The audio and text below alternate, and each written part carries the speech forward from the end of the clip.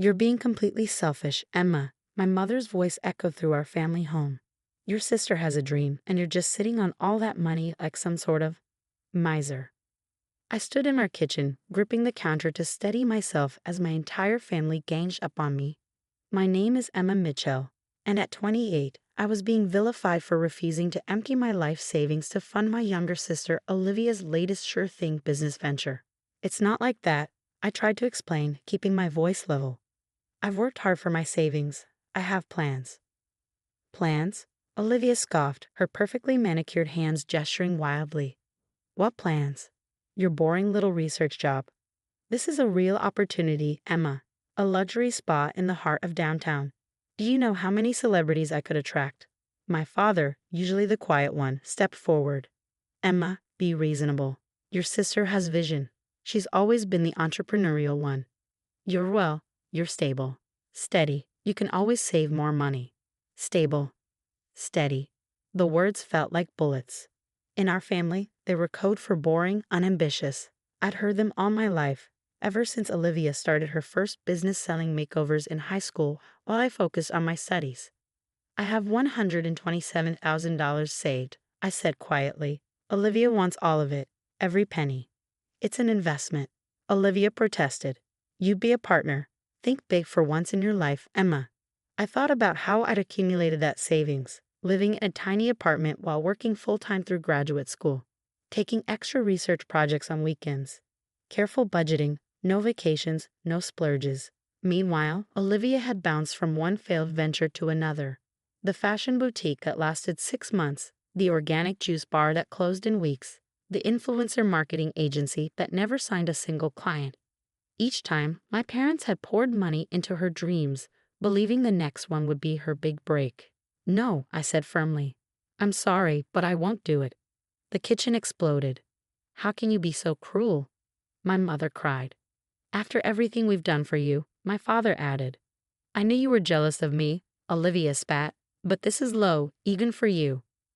I looked at them, really looked at them. My mother, who'd always pushed me to be more like your sister.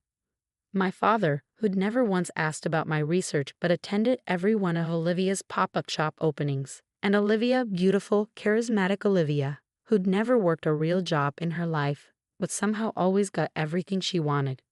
I'm not jealous, I said, my voice surprisingly calm. I'm done. I walked out of the kitchen, ignoring their calls and accusations. In my old bedroom, I grabbed the pre-packed bag I'd stashed there earlier. I'd known this confrontation was coming. Olivia had been dropping hints about her amazing business opportunity for weeks, and I'd seen the familiar pattern forming. Emma Grace Mitchell, don't you dare walk out that door. My mother shouted as I descended the stairs. I paused at the bottom, turning to face them one last time. You know what's funny? None of you ever asked what my plans were for that money. Not once. Because your plans probably involve more books and test tubes. Olivia sneered. Some of us want to make something of ourselves. I smiled, and for the first time, I felt pity rather than hurt. Goodbye, I said simply, and walked out. Behind me, I could hear my mother's dramatic sobs, my father's disappointed sighs, and Olivia's angry accusations. But as I got into my car and drove away from the house I'd grown up in, I felt lighter than I had in years. They had no idea that while Olivia was planning her luxury spa, I'd been preparing too. My research had caught the attention of a prestigious marine biology institute in California. I'd been offered a position leading their conservation program, studying and protecting endangered marine species.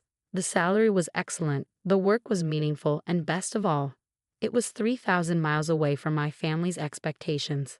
My phone started buzzing immediately. Calls, texts, angry voicemails. I turned it off. They'd have to wait until tomorrow to hear my news. Tonight, I had a plane to catch. As I drove to the airport, I thought about the look on Olivia's face when she realized her usual tactics weren't working. For once, her tears and tantrums couldn't sway me. For once, I was choosing my own dream over hers. The California Institute had already arranged an apartment for me near the coast. By this time tomorrow, I'd be starting my new life. Let them call me boring. Let them call me selfish. I was done being the family ATM, done being the reliable one they only noticed when they needed something. My phone stayed off as I boarded the plane. Whatever messages they were leaving could wait. Right now, The Pacific was calling, and for the first time in my life, I was answering. 3 months passed in a blur of salty air, research vessels, and the most fulfilling work I'd ever done.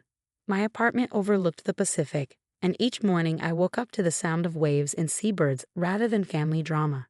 The first month, my phone was flooded with messages. My mother's voicemails ranged from hysterical, "How could you abandon your family like this?" to manipulative, "Your father's blood pressure is through the roof because of your selfishness." Olivia alternated between rage, "You've ruined everything," and desperate bargaining, "Just half the money then, 25%. I let them all go to voicemail. My work at the Institute was everything I dreamed of. We were studying a newly discovered species of seahorse, and my research was already gaining attention in the scientific community. My team respected me, valued my input, and never once called me boring or steady. Then came the article. I was reviewing data in my office when Dr. Martinez, the Institute's director, burst in waving a magazine. "Emma, have you seen this? National Geographic wants to feature our seahorse research. Your name's going to be on the cover." I stared at the mock-up she handed me. There it was, my name, my research, my dream come to life. The article would include substantial funding for our conservation efforts, and a 3-part documentary series was being discussed.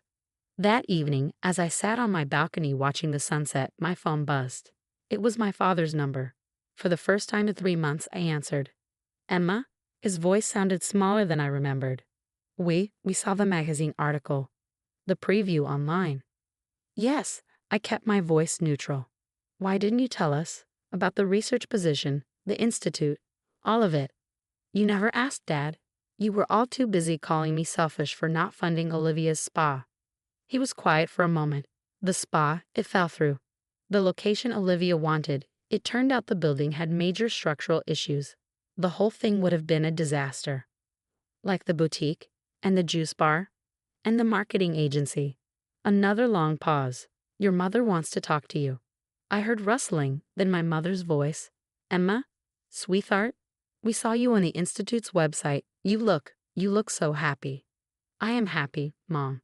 This is what I've always wanted to do." "But you never said anything." "I tried, many times. But you and Dad were always too busy with Olivia's latest venture to listen." I heard a sharp intake of breath. We didn't realize." "No, you didn't. And now I have to go. I have an early morning tomorrow. We're tracking a new pod of seahorses." "Emma, wait. Your sister, she's been struggling since you left. Nothing's going right for her. Maybe if you just talk to her." I cut her off. "No, Mom. I'm not Olivia's backup plan anymore. I have my own life now."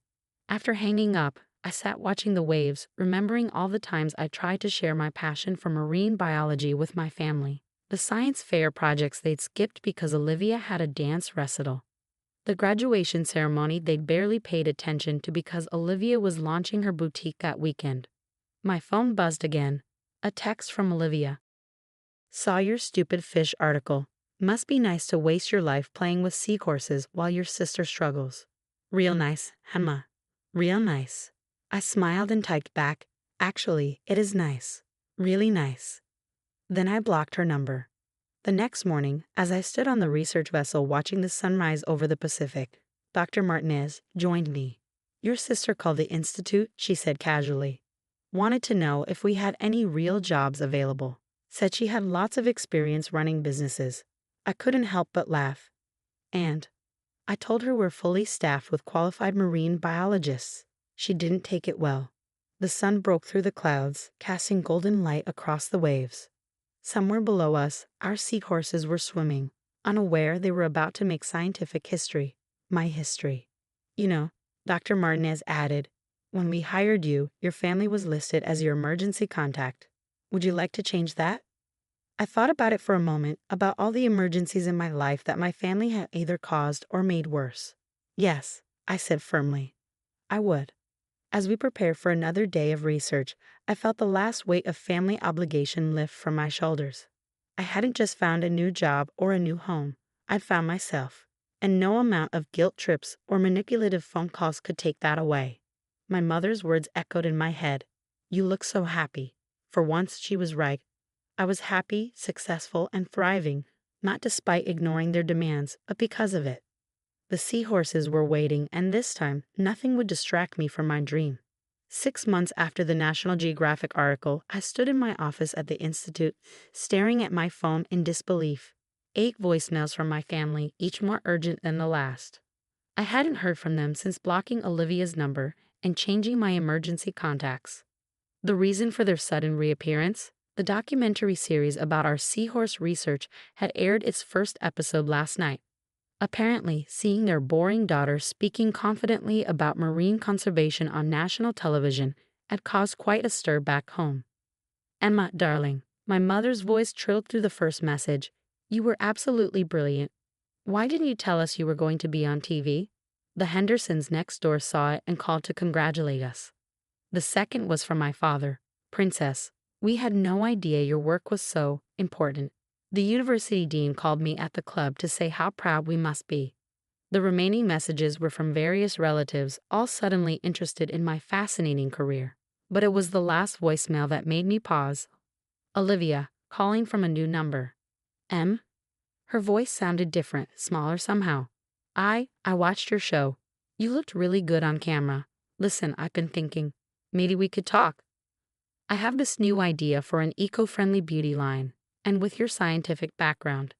I deleted the messages without responding. Through my office window, I could see our research vessels being prepared for today's expedition. We were tracking a previously unknown breeding pattern in our seahorse population, work that could revolutionize marine conservation efforts. Dr. Martinez knocked on my door, grinning. "Ready for more fame and fortune? The film crew's here for today's shoot." I grabbed my gear, laughing. As long as they don't scare away our seahorses. As we walked to the dock, she handed me an envelope. "Speaking of fame, the International Marine Biology Conference wants you to be their keynote speaker. Full expenses paid, plus an honorarium that would make your sister's spa dreams look like pocket change." I opened the envelope, my eyes widening at the figures. "This is incredible. You've earned it, Emma. Your research is changing the field." Though, she smirked, "your family might be disappointed to learn you're spending the honorarium on expanding our conservation program rather than funding another of your sister's schemes." Just then, my phone buzzed with a text from my mother. "Darling, we're thinking of visiting. Olivia has some wonderful ideas she'd love to discuss with you. Your father says your TV appearance could really help boost her new business plan." Some things never changed, but I had. I texted back, "Sorry, can't host visitors. Too busy with our new international conservation initiative. Feel free to watch episode 2 next week." Turning off my phone, I boarded the research vessel. The documentary crew was setting up their equipment as my team prepared our diving gear. Today's footage would show how our seahorse population had tripled since implementing my protection protocols. "Dr. Mitchell," the producer called out, "could you explain for the camera what inspired you to pursue marine biology?" I thought about all the times my family had dismissed my passion as a hobby, all the times they pushed me to be more like Olivia. I learned early on that the most beautiful things in life aren't always the most obvious, I said, looking into the camera. Sometimes the real treasures are hiding quietly underwater, waiting for someone steady enough, patient enough, to discover them. The producer smiled. "Perfect. That's exactly what we're looking for." As we sailed out into the morning sun, I thought about how different my life was from what my family had envisioned for me. No luxury spa, no trendy business ventures, no desperate attempts to chase fame through shortcuts. Instead, I had earned every bit of my success through hard work, dedication, and the courage to walk away from toxic expectations. The quiet, steady daughter had made headlines not by following her sister's dreams, but by staying true to her own. My team called out. They'd spotted our seahorse pod. As I prepared to dive, I saw a small seahorse near the surface, its delicate fins moving steadily against the current. Like me, it didn't need to be flashy or dramatic to be extraordinary. It just needed to be exactly what it was meant to be. That evening, as the documentary crew packed up their equipment, Dr. Martinez showed me the rough footage. There I was, in my element, doing work that mattered. No drama, no schemes, no manipulative family dynamics, just pure, meaningful science. My phone had several missed calls from home, but I didn't bother checking them. My real family was here, in my dedicated research team, in the institute that valued my work, and in a quiet underwater world where being steady wasn't an insult, but a strength. Tomorrow, we dive again. The seahorses were waiting, and this time, everyone could see their beauty, including me. The steady daughter had finally found her spotlight, not by demanding it like Olivia would have, but by earning it one patient discovery at a time. And that was the greatest victory of all.